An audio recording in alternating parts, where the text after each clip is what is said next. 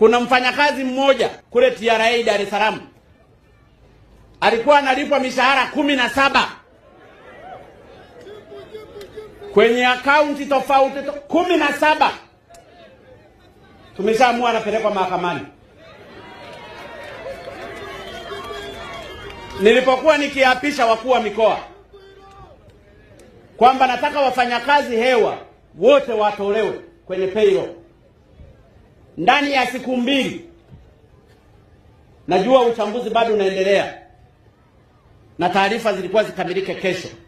Ndani ya siku 2 wafanyakazi ndani ya serikali, sio halmashauri, palikuwa na wafanyakazi hewa 1680 ambao mshahara tulikuwa tunalipa bilioni 1.7 hadi 0.8